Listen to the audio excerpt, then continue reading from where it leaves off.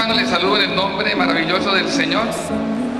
Qué bueno poder estar aquí esta mañana, todos en la presencia del Señor, para poderlo adorar a Él, para poderlo sentir y gozarnos en su presencia.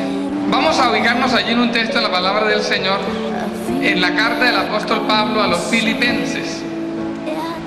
Carta del apóstol Pablo a los Filipenses, el capítulo 2. Haya pues en vosotros este sentir que hubo también en Cristo Jesús. Él, siendo en forma de Dios, no estimó el ser igual a Dios como cosa a que aferrarse, sino que se despojó a sí mismo, tomó la forma de siervo y se hizo semejante a los hombres, mas aún hallándose en la condición de hombre, se humilló a sí mismo, haciéndose obediente hasta la muerte y muerte de cruz.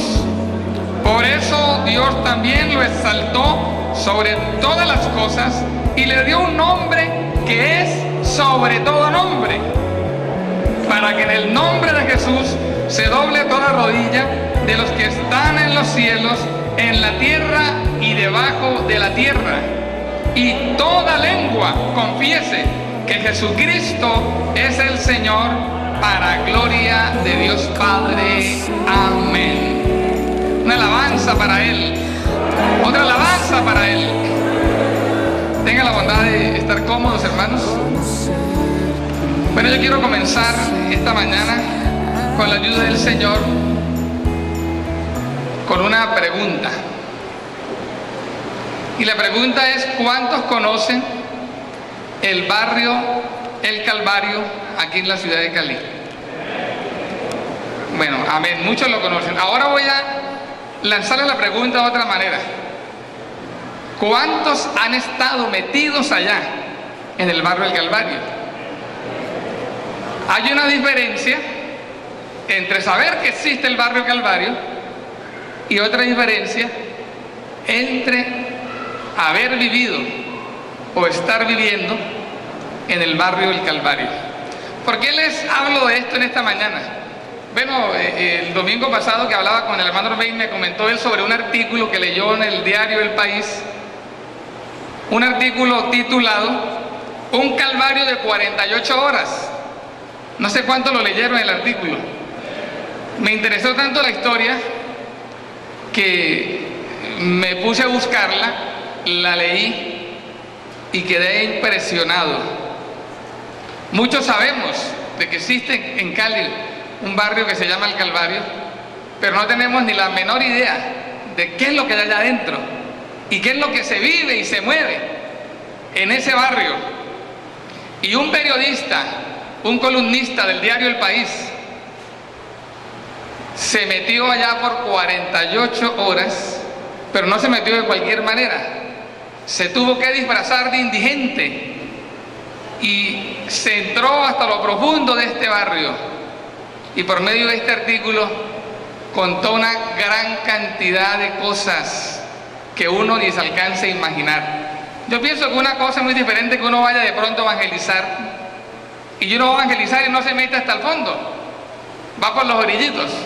Pero lo que hizo este hombre, se disfrazó como indigente, se puso sucio, se organizó, trató de buscar amigos, de conocer gente allá, y se metió hasta lo más profundo de esta olla de Cali, y cuenta en su artículo una cantidad de cosas horribles de cómo seres humanos viven allá, hundidos bajo la sombra de la muerte.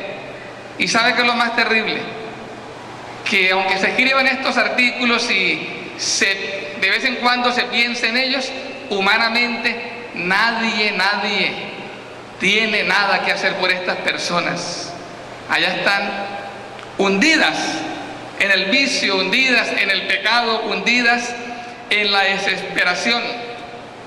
Esto lo hizo este hombre, y aunque él estuvo allá por esos 2 días, por esas 48 horas, él ni siquiera pudo experimentar realmente lo que pueden vivir esos seres humanos allá. ¿Por qué les hablo de esta historia o este artículo? Precisamente parecido pero más y con toda su fuerza y su amor, fue lo que hizo el Señor Jesucristo por cada uno de nosotros.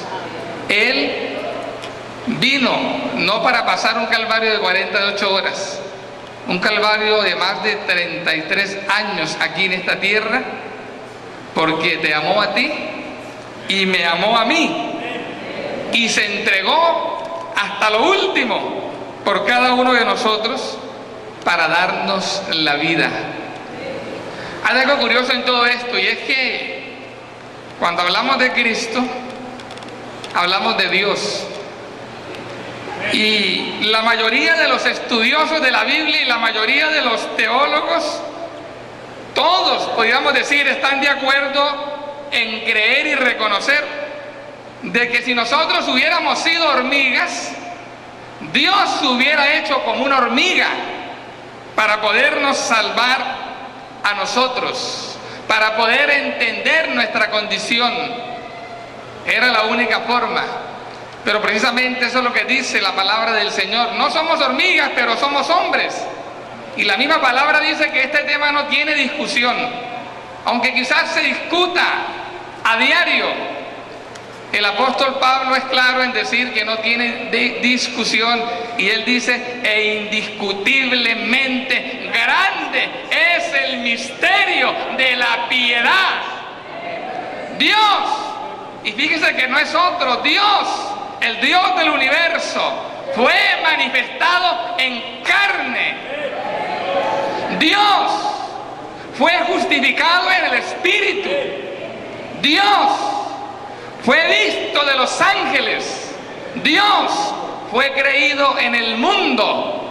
Dios fue recibido arriba en gloria. Dele bien fuerte ese aplauso al Señor en esta mañana. Y adórenlo, porque para eso hemos venido en esta mañana.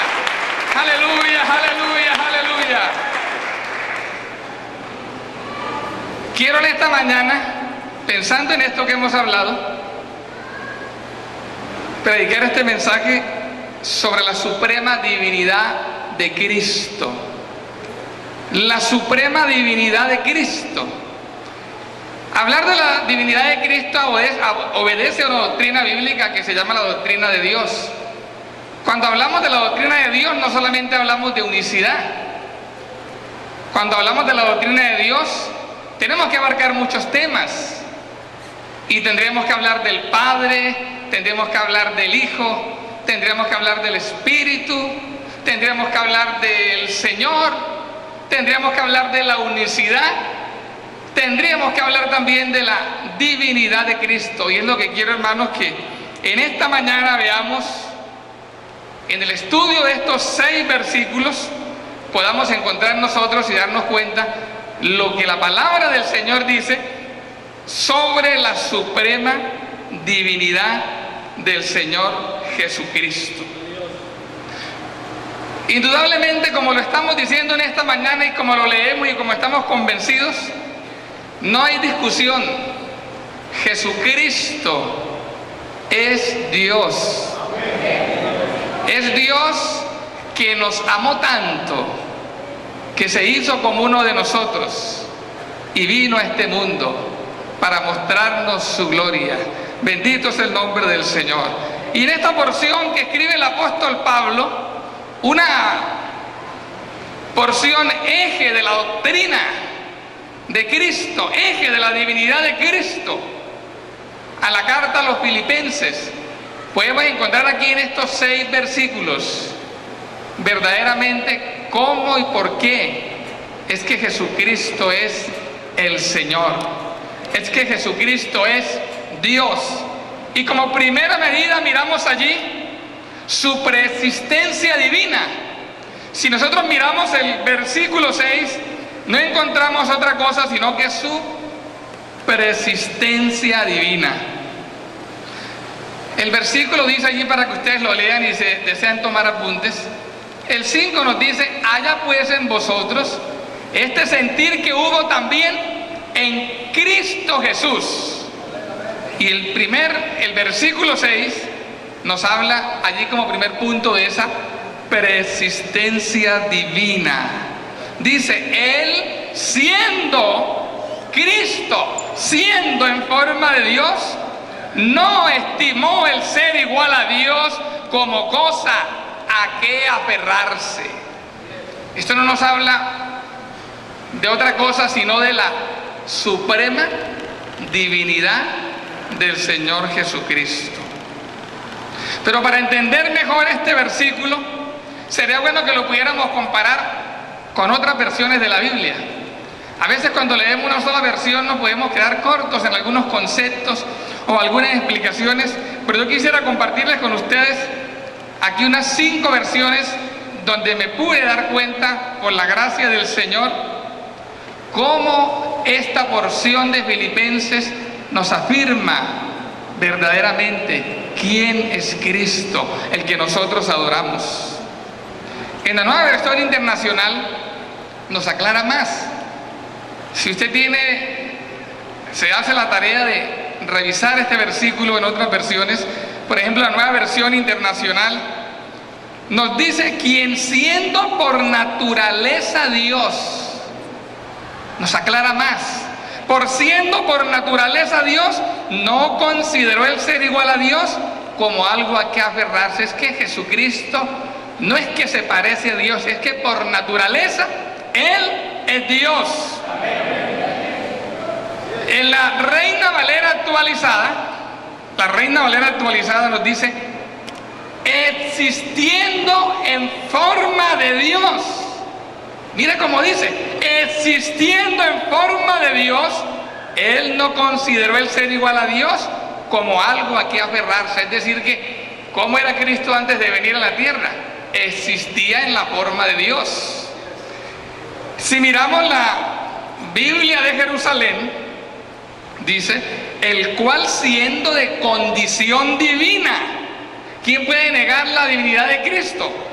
El cual siendo de condición divina, no retuvo ávidamente el ser igual a Dios.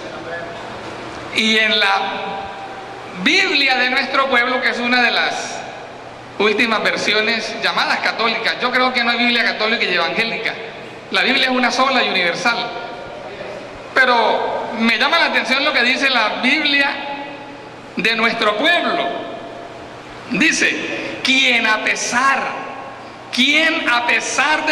de su condición divina, no hizo alarde de ser igual a Dios.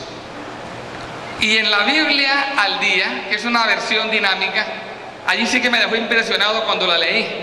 Y si no la quieren leer todas, por favor, por lo menos busquen esta, la versión de la Biblia al día.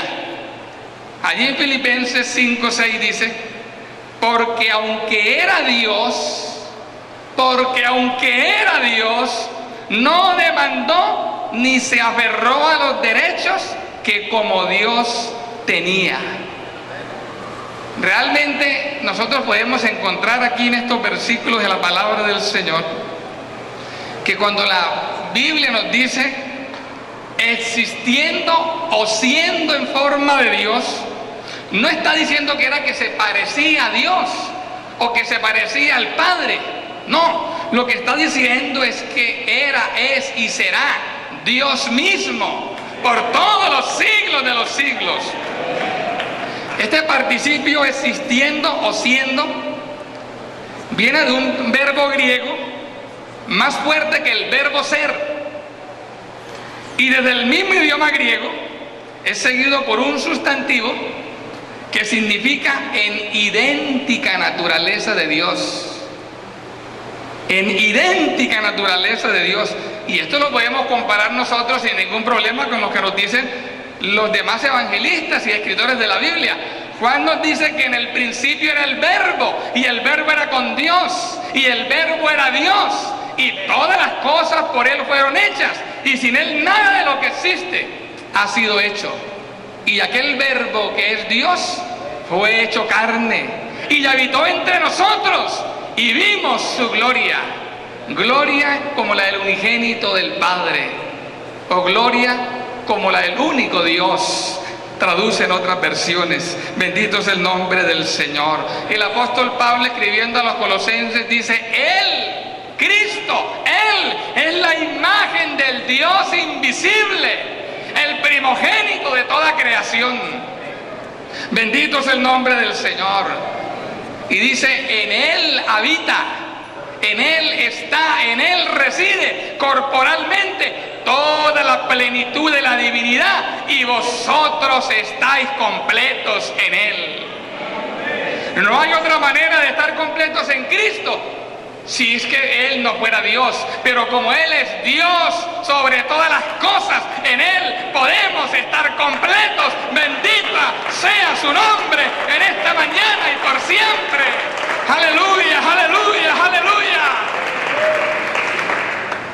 El escritor a los Hebreos dice es que el Hijo es el resplandor mismo de la gloria de Dios y es la imagen misma de su sustancia. No es otro. Por eso acá podemos ver nosotros la preexistencia del Señor. Jesús, antes de venir a la tierra, ¿cómo estaba? No estaba allá como hijo, no, estaba allá como Dios. Era Dios antes de venir. Bendito sea su nombre para siempre. Y si nosotros miramos la totalidad de la Biblia, comparamos la totalidad de la Biblia, no nos quedará duda de que Jesús es el mismo y el único Dios del universo. Hay muchos versículos quizás que comparar en esta mañana, pero por razón del tiempo no podríamos compararlos todos. Pero sí quisiera que miráramos dos ejemplos que nos muestran realmente que Jesús, el que vino a caminar en esta tierra, es el mismo Dios que un día creó los cielos y la tierra y prometió venir a salvar a su pueblo. Dice la palabra del Señor en Ezequiel 34:11, y quiero invitarlos para que leamos esos versículos. Ezequiel 34:11 nos habla de un buen pastor. En Ezequiel 34:11 vemos que el que habla es Dios y habla con toda seguridad y dice: porque así ha dicho Jehová el Señor, yo mismo, y noten hermanos y amigos que no dice que va a enviar a otro, dice yo mismo iré a buscar a mis ovejas y las reconoceré como reconoce su Señor, como reconoce su rebaño el pastor el día que está en medio de sus ovejas esparcidas.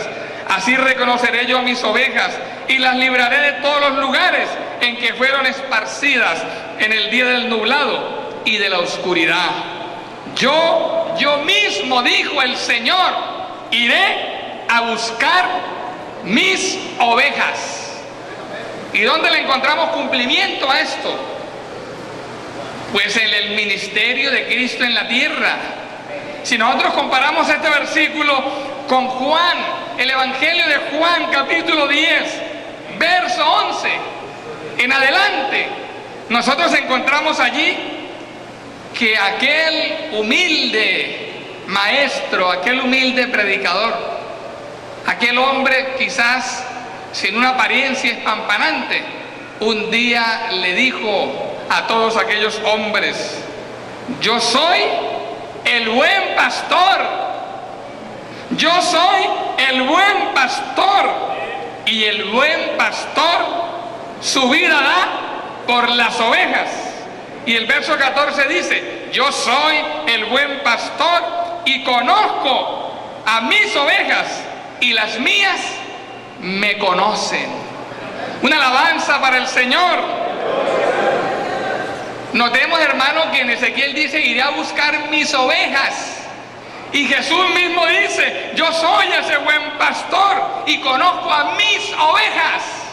Las que vino a buscar reconoció y las subió en su hombro. Bendito es su nombre para siempre. Entonces no nos queda acá duda de mirar que el Dios del Antiguo Testamento y Jesús del Nuevo Testamento no era otro sino el mismo. Miremos otra comparación. Dios mismo el Salvador. Dios mismo el Salvador. Isaías 35:3. Leemos en Isaías 35:3. Fortaleced las manos cansadas, afirmad las rodillas endebles, decid a los de corazón apocado, esforzaos, no temáis. He aquí que vuestro Dios viene con retribución, con pago. Dios mismo vendrá y os salvará. ¿Lo están leyendo, hermanos? He aquí que vuestro Dios viene, no otro, el Dios de Israel. He aquí que vuestro Dios viene, Dios mismo, no otro. Dios mismo vendrá y os salvará. ¿Dónde encontramos cumplimiento de esta escritura? ¿Sabe que de todas maneras el Señor vislumbró a más de uno? Y más de uno tropezó en el Señor, aunque Él no está para que los hombres tropiecen. Pero encontramos cumplimiento de esta palabra en el Evangelio según Mateo, el capítulo 11 y el verso 12 en adelante. También se encuentra en Lucas. Pero es significativo, hermanos, que este cumplimiento de esta profecía, que fue dicha 700 años antes o 7 siglos antes de que el Señor cumpliera su promesa, y es significativo que sea Mateo el que la escriba.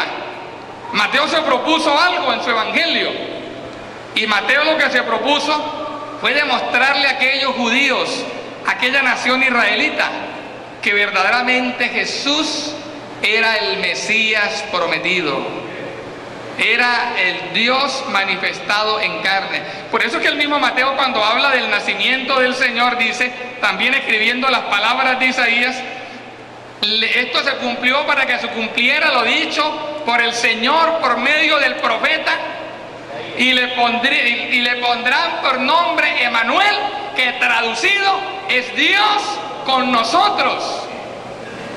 Y el cumplimiento de esta escritura, donde vemos que dice Dios mismo vendrá y los salvará, posteriormente al versículo 3, ya en el versículo 4 en Isaías 35 nos dice, cuando Dios cumpla su promesa, entonces los ojos de los ciegos serán abiertos, la lengua del mudo hablará, los oídos de los sordos oirán y los cojos saltarán. Y esto se cumplió precisamente en el ministerio del Señor Jesucristo. En Mateo 11 nos dice, Mateo 11, el verso 2 en adelante, dice, al oír Juan en la cárcel, óigalo bien, Juan aún dudaba. Juan estaba preso y sabía que el Señor estaba predicando por allá por fuera, pero él todavía tenía dudas en su corazón. Y dice, al oír Juan en la cárcel los hechos de Cristo, le envió 2 de sus discípulos a preguntarle, ¿eres tú aquel que había de venir o esperaremos a otro? Miren la pregunta de Juan, miren la pregunta, porque Isaías 35 nos profetiza, Dios mismo vendrá y os salvará.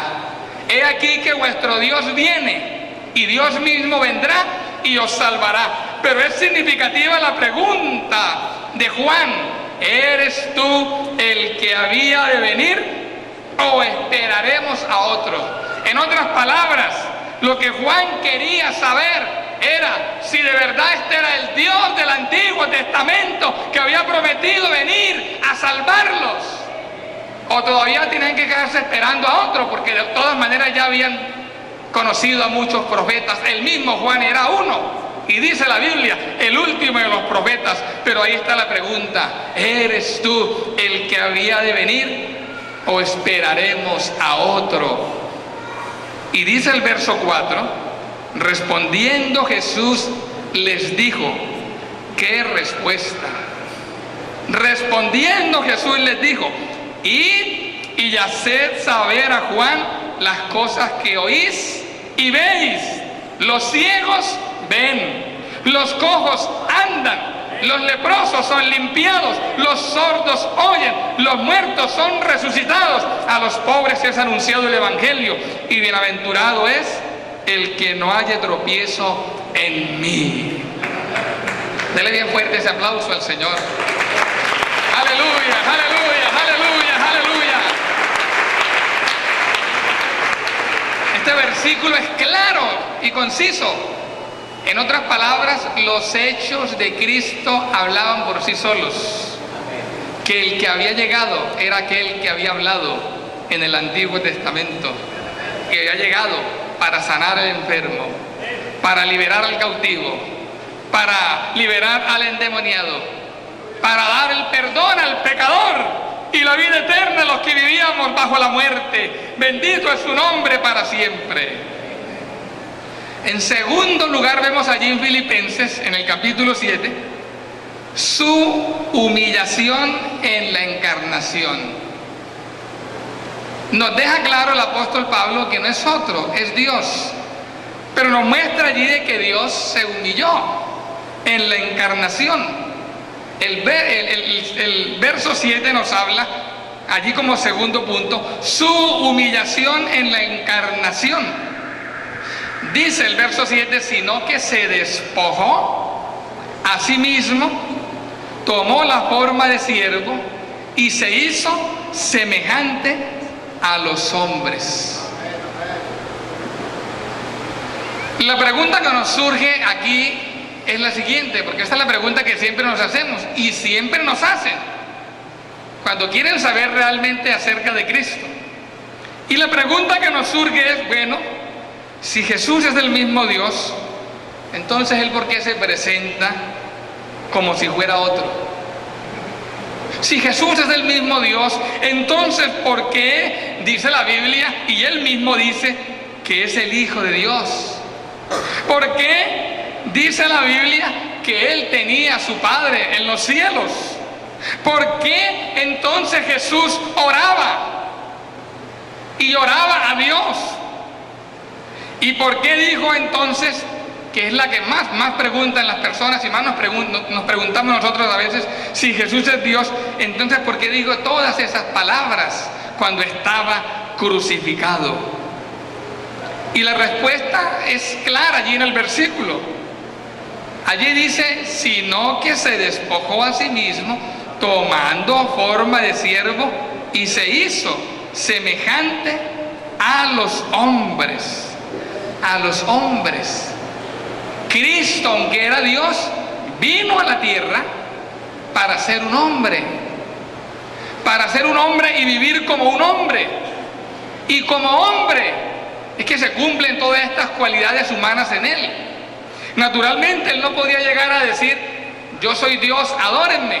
¿Qué era lo primero que hubiera pasado? Este hombre está loco. Si era diciendo soy hijo de Dios y decía te vamos a matar a piedra, ¿por qué me van a matar? Porque tú siendo hombre te haces Dios. Y no les estaba diciendo que era Dios, les decía que era el Hijo de Dios. Y por eso le iban a matar. Si él hubiera dicho yo soy Dios, hubieran pensado este hombre está loco, este hombre quién se cree. Lo vieron haciendo una cantidad de cosas que los sorprendía. En cierto lugar le llevaron a un hombre paralítico cargado por 4, y cuando el Señor vio ese paralítico le dijo, hijo, tus pecados te son perdonados. Y todos aquellos religiosos comenzaron a murmurar en sus corazones, ¿qué le pasa a este? ¿Este quién se cree? Como si no lo conociéramos, como si no supiéramos quiénes son sus padres, sus hermanos. ¿Quién se cree este? Si el único que puede perdonar pecados es solo Dios. Pero él se dio cuenta de lo que hablaban en sus corazones y les dijo, para que ustedes sepan que el Hijo del Hombre tiene autoridad en la tierra para perdonar pecados, le dijo al paralítico, toma tu lecho, levántate y vete a tu casa. Aleluya, aleluya, aleluya. No solamente lo perdonó, sino que lo salvó. Entonces, ¿por qué dice la Biblia que Él es el Hijo de Dios? Pues naturalmente Jesucristo tiene que presentarse como el Hijo de Dios. Primero, porque no podía decir que era Dios abiertamente, porque su plan de salvación no se iba a cumplir. Los hombres por naturaleza son idólatras o somos idólatras. Y si nos damos cuenta de que Él es Dios, no lo dejamos llegar a la cruz. No. Se dice que es el Hijo de Dios naturalmente porque nació de una mujer. ¿Y cómo se llama lo que nace de una mujer? Lo que dan a luz las mujeres se llaman hijos. Por eso Jesucristo es el Hijo de Dios. Él decía que su Padre estaba en el cielo, no podía hablar abiertamente su identidad, aunque de vez en cuando Él soltaba su identidad, como nos habla Juan 14, en el versículo 5, Señor, muéstranos al Padre y nos basta. Y Él les contestó, tanto tiempo hace que estoy con vosotros y no me has conocido. El que me ha visto a mí ha visto al Padre. Con todo y eso, Él nunca reveló totalmente su identidad. ¿Sabe que cuando le decían algo, Él no decía, sí, yo soy? Recuerden la frase del Señor, tú lo has dicho. Él no decía, yo soy, no, Él decía, tú lo has dicho. Bendito es el Señor. Y una de las razones fuertes para pensar de por qué oraba el Señor, oraba porque estaba en la condición de hombre. Y todo hombre necesita orar a Dios. Y Él como hombre necesitaba orar a Dios por dos razones. Por cumplir su palabra. Hay un salmo que dice, toda carne orará a ti, oh Dios. Bendito es el Señor. Y también por darnos ejemplo, porque ¿para qué vino el Señor? Sino a darnos un ejemplo. Bendito sea el nombre del Señor. Entonces por eso oraba el Señor, pero es significativo saber que cuando Él hablaba de Dios, el Padre, y se refería a nosotros los seres humanos, decía, vuestro Padre, vuestro Padre. Él no decía nuestro Padre, Él no se incluía ahí, nuestro Padre, no, vuestro Padre. Pero cuando hablaba de Él, con la relación con el Padre, sí decía, mi Padre, mi Padre. Es muy significativo saber que Él no se mezclaba en ese sentido. ¿Y por qué digo todas esas palabras en la cruz? Bueno, hay varias razones por las cuales lo digo. Primero, porque ahí es claro, estaba en forma de siervo y se hizo semejante a los hombres. Y lo que Él sufrió en la cruz no fue un espectáculo, fue una realidad. Pero una de las razones más serias para creer por qué digo todas estas cosas es porque estaba en la condición de hombre y como hombre tuvo que decir y actuar así. Y otra de las razones es porque estamos viendo allí un cumplimiento profético. No sé cuántos han leído el Salmo 22. Pero si ustedes se dan cuenta, hermano, el Salmo 22, el Salmo de David, David que se lo presenta la Biblia como el tipo del Mesías, el tipo de Cristo.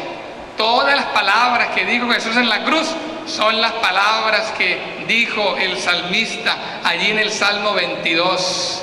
Y podemos pensar entonces que lo que se estaba cumpliendo en la cruz era la profecía. La profecía. Y es como si estuviéramos escuchando de boca del Señor el Salmo 22. Entonces, ¿de qué fue que se despojó el Señor?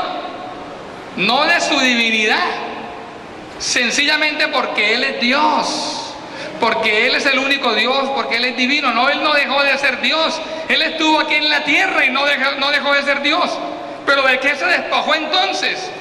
Se despojó de su ambiente de gloria, se despojó de sus beneficios, se despojó de sus insignias reales y no tomó como ventaja el ser Dios para evitar todo lo que hubiera podido evitar aquí en la tierra. No, lo quiso sufrir por amor a nosotros.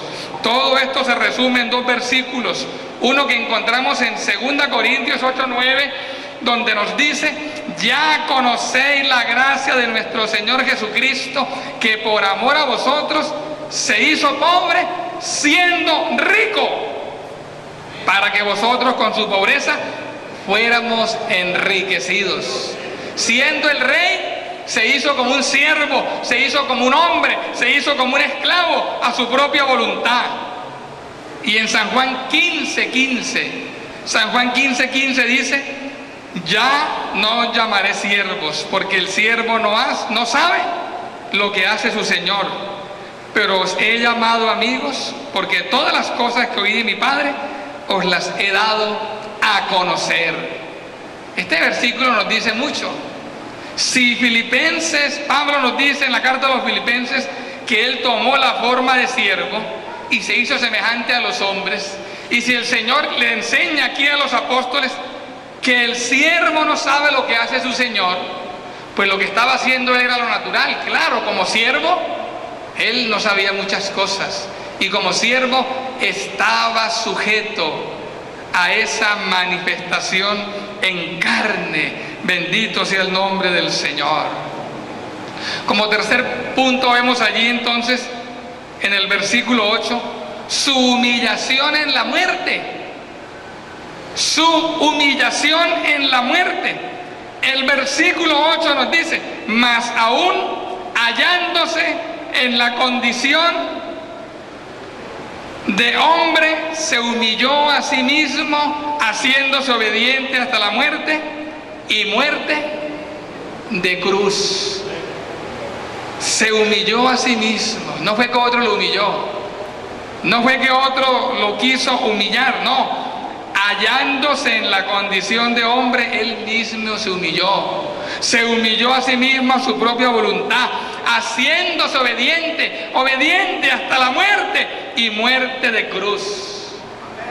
Él escogió la peor muerte.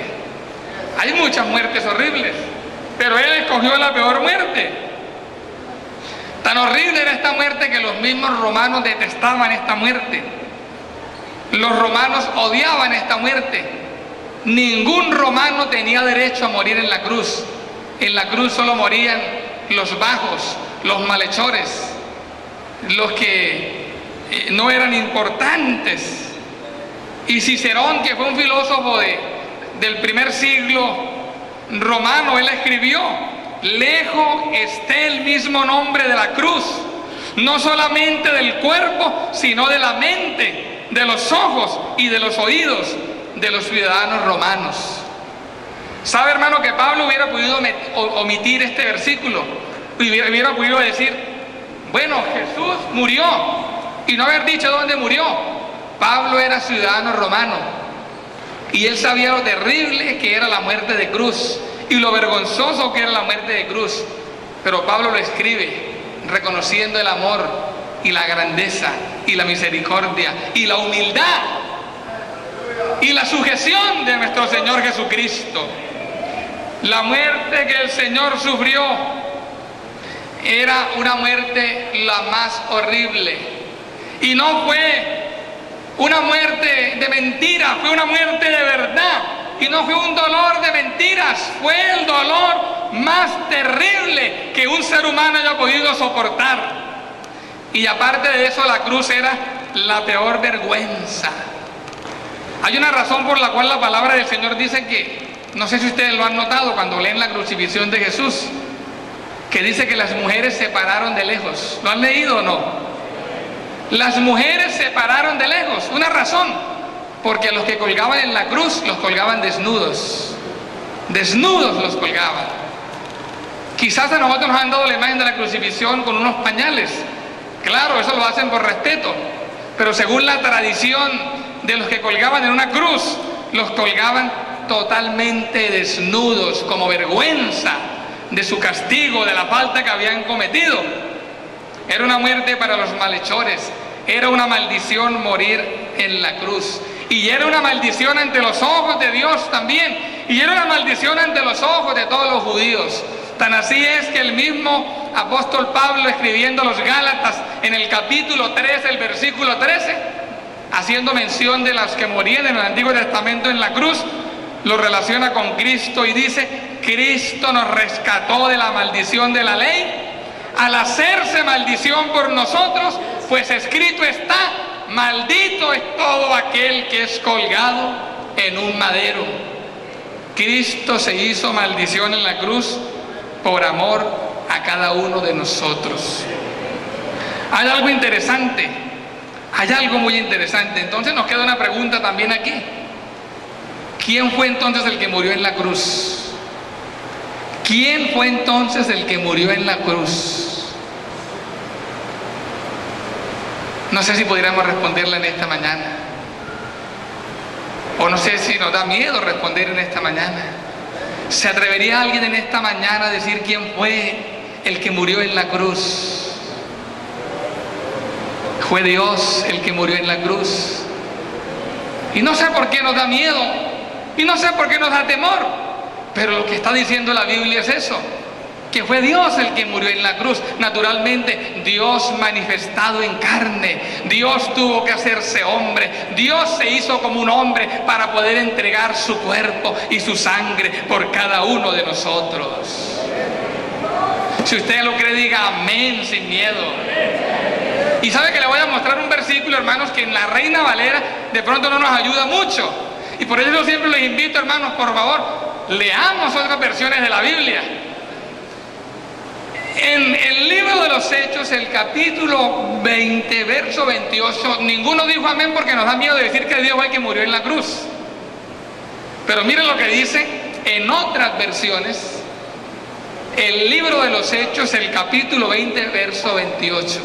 En la Reina Valera dice, la iglesia del Señor, que Él compró con su propia sangre.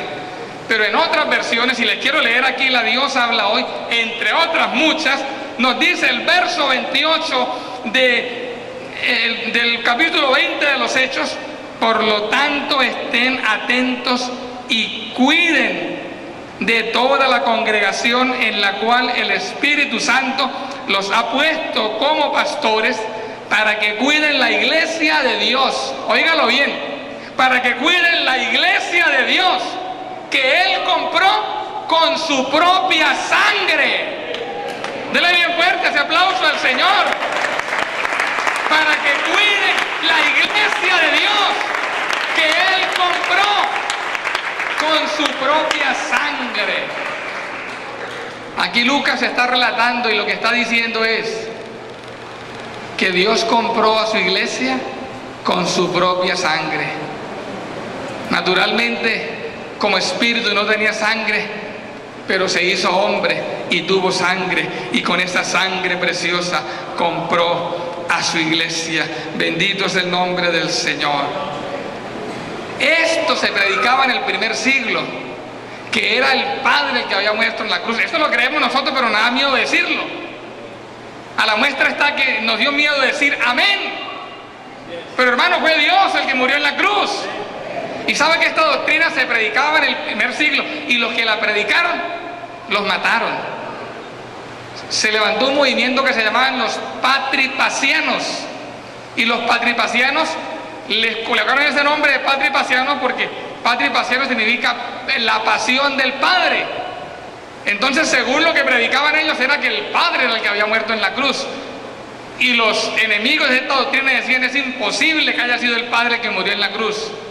Y por eso los llevaron hasta la muerte, los mataron, los desaparecieron, los borraron de la faz de la tierra. Pero gloria a Dios que en esta mañana nosotros podemos creer lo mismo. Dios se hizo hombre y entregó su vida por nosotros en la cruz del Calvario. Aleluya, aleluya, aleluya, aleluya. Adóralo en esta mañana, adóralo en esta mañana, adóralo en esta mañana. Porque Él es digno, porque Él es digno. Vemos allí como cuarto punto su exaltación celestial.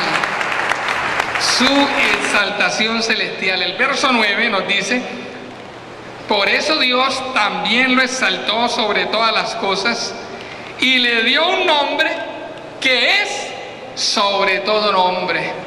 Aquí algunos entran en un conflicto. Bueno, estamos diciendo que es Dios, que Jesús es el mismo Dios, pero entonces ¿por qué Pablo en el versículo 9 dice: por eso Dios también lo exaltó? Mire que habla como de otro. Por eso Dios también lo exaltó hasta lo sumo y le dio un nombre que es sobre todo nombre.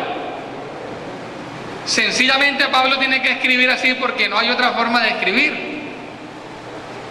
Porque Pablo está hablando del Jesús que conocieron los hombres, del Jesús que nació en un pesebre, del Jesús, como dicen los estudiosos, del Jesús histórico, Pablo está hablando de ese Jesús histórico. Pablo está hablando de ese Jesús que puso los pies sobre la tierra y que desafortunadamente fue rechazado por toda la humanidad. Mire que la palabra dice: en el mundo estaba y el mundo por él fue hecho, pero el mundo no lo conoció. El mundo lo rechazó. ¿Cómo miró el mundo? ¿Cómo miró el pueblo de Israel? ¿Cómo miraron las personas del primer siglo a Jesús? Lo miraron como un hijo de fornicación. Tú eres un hijo de fornicación. Lo miraron como un blasfemo. Tú blasfemas. Lo miraron como un endemoniado, porque decían: por Belcebú echa fuera a los demonios. Ese es un poder demoníaco que tiene, por eso es que hace milagros. Lo miraron como un falso profeta y lo miraron como un simple hombre. Lo miraron como si fuera nada. Por eso es que Pablo tiene que decir: Dios lo exaltó. Dios lo exaltó. Por eso es que tiene que decir, porque ese hombre que ultrajaron, a ese hombre que le arrancaron la barba, a ese hombre que se atrevieron, fuimos tan atrevidos los seres humanos que nos atrevimos o se atrevieron a escupirle la cara y a darle puñetazos. A ese que lo vieron como nada, a ese Dios tuvo que exaltarlo, aleluya, y darle un nombre que es sobre todo nombre. Esa es la razón por la cual Pablo tiene que decir: Dios lo exaltó y lo puso por encima de todas las cosas. Dios no exaltó a Dios, no. Dios exaltó a ese hombre. Dios se hizo hombre, y ese hombre que rechazaron, ese hombre que no tuvieron en cuenta, esa imagen de hombre débil, Dios la puso en alto. Aleluya. Y le dio un nombre que es sobre todo nombre. Vemos entonces como quinto punto, su adoración universal. A alguien que rechazaron, ya vemos que ya es digno de una adoración universal. Dice el verso 10: le dio un nombre que es sobre todo nombre, para que en el nombre de Jesús se doble toda rodilla de los que están en el cielo, en la tierra y debajo de la tierra. Allá fue rechazado, pero hoy, en esta mañana, Jesús es digno de toda adoración. Jesús es digno de suprema adoración. Jesús es el Rey del universo. Jesús es el único Dios. Jesús es el único que ante Él se dobla toda rodilla. Los ángeles se postran ante Él porque Él es Dios. Los hombres tienen que postrarse ante Él porque Él es Dios. Y aun si el diablo y los demonios están debajo de la tierra, los demonios tienen que postrarse ante Él porque Él es Dios y no hay más. Aleluya, aleluya, aleluya, aleluya. Y finalmente, como sexto punto,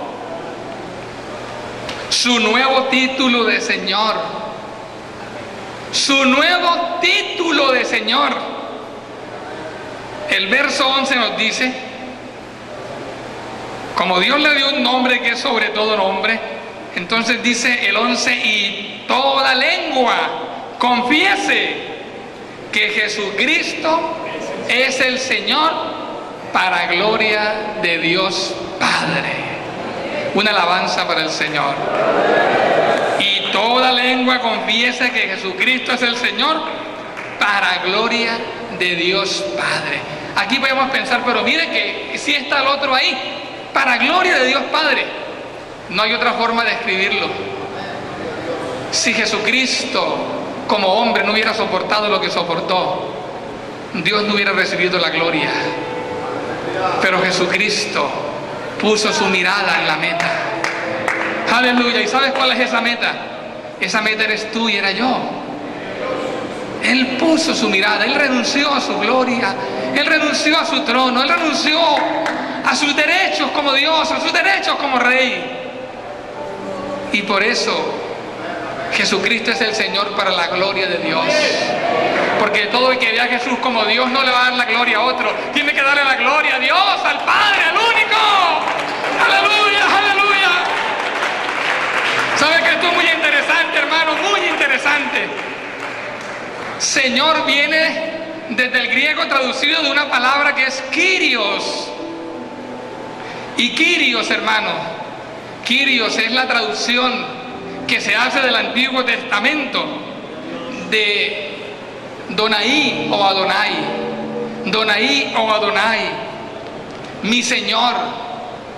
Y Adonai era el título que se usaba en el Antiguo Testamento para sustituir el tetragramatón. El tetragramatón era el nombre de Dios en el Antiguo Testamento, que estaba conformado por 4 consonantes: la Y, la H, la W y la H. Este era el nombre de Dios en el Antiguo Testamento. Y decir Jesucristo es el Señor, Jesucristo, Kyrios, Kyrios, Kyrios, Jesucristo es el Señor. Es decir, Jesucristo es el mismo Dios o Señor del Antiguo Testamento. Una cosa es decir el Señor Pedro, el Señor Juan. Una cosa es decir el Señor Carlos. Y de aquí quizás nosotros no comprendemos la grandeza de decir Jesucristo es el Señor, porque nos hemos acostumbrado a que a todos le decimos Señor, bueno Señor, hágame esto, sí Señor. Y no comprendemos la magnitud de este título Señor, porque en nuestro idioma se ha vuelto algo popular y común. Pero en el hebreo Adonai, o Yahvé, o Jehová, en el griego Kyrios, Señor, no es cualquier cosa. Y en este mismo tiempo pudiéramos decir una cosa, es decir, el Señor Jesús puede pasar como el Señor Jesús cualquiera por allí, pero otra cosa es decir Jesús es el Señor. Aleluya, decir Jesús es el Señor, es decir, es el Señor de gloria. Aleluya, esta es una revelación grande, porque Él es el Señor del universo. ¿Sabe qué escribió Pablo? Sin embargo, nosotros hablamos sabiduría, y no hablamos cualquier sabiduría, no estamos perdiendo el tiempo. Hablamos la sabiduría oculta desde antes de los siglos, pero Dios no la manifestó. Aquella que estaba oculta, pero que si lo hubieran conocido, nunca habrían crucificado al Señor de gloria. Jesucristo es el Señor de gloria. Jesucristo es Dios. Jesucristo es el Señor. Jesucristo es el Todopoderoso. Jesucristo es aquel que sustenta todas las cosas y por amor de nosotros vino hasta esta tierra para morir. Yo quiero terminar con estas palabras. Para entender esta doctrina necesitamos creer que Él es Dios. Y esto es una cuestión de fe, no es una cuestión de teoría, es una cuestión de acercarnos a Él con fe. Y es tan importante esto, hermanos, que de creer que Jesucristo es el Señor, es decir, que Jesucristo es Dios, de esta declaración, de esta fe, de ahí depende nuestra salvación. ¿Cómo vamos a decir que somos salvos si ni siquiera sabemos quién es nuestro Salvador? ¿Cómo vamos a decir que somos salvos si no creemos ni siquiera quién es nuestro Salvador? ¿Cómo vamos a decir que somos salvos si no entendemos quién fue el que vino a salvarnos? ¿Sabe que Pablo en la carta a los Romanos, el capítulo 10, escribió: pero qué dice? Cerca de ti está la palabra en tu boca y en tu corazón. Esta es la palabra de fe que predicamos, que si confiesas con tu boca que Jesús es el Señor y crees en tu corazón que Dios le levantó de entre los muertos, serás salvo. Mire qué importante, serás salvo, porque con el corazón se cree para justicia, pero con la boca se confiesa para salvación. Pues la Escritura dice: todo aquel que en Él cree no será defraudado, porque todo el que invocare el nombre del Señor será salvo. Yo quiero invitarte a que adores al Señor en esta mañana. Ponte de pie y vamos a comenzar a adorar a Dios. Vamos, es un momento especial, no hemos venido a otra cosa sino adorar a Dios. Y en esta mañana una vez más declaramos: Jesucristo es el Señor. Jesucristo es Dios que se hizo hombre. Jesucristo es Dios que lo entregó todo. Jesucristo es el único que nos puede salvar, porque Él es Dios y creo que Él es digno de la adoración. Comencemos a adorarlo, comencemos a adorarlo, comencemos a adorarlo. Comienza a adorarlo, comienza a adorarlo. Que nadie se quede sin adorar, que nadie se quede sin adorar. Adóralo, adóralo, adóralo, adóralo, adóralo, adóralo. Comienza a aplaudirlo, comienza a aplaudirlo, comienza a aplaudirlo con todas tus fuerzas. Comienza a adorarlo, adóralo, adóralo, adóralo, adóralo, adóralo, adóralo, adóralo.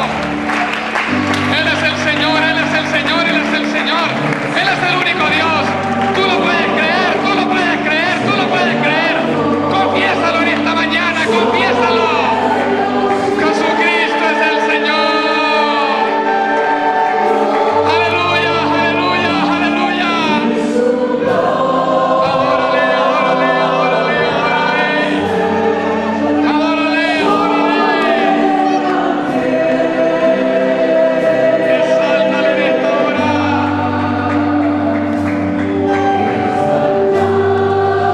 Aleluya, aleluya, aleluya.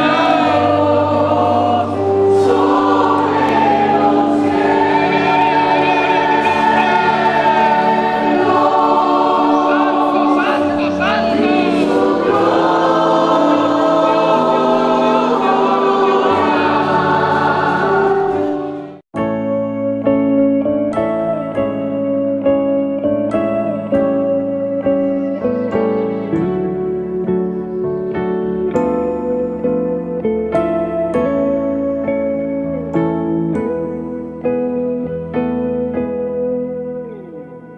Todo lo que yo soy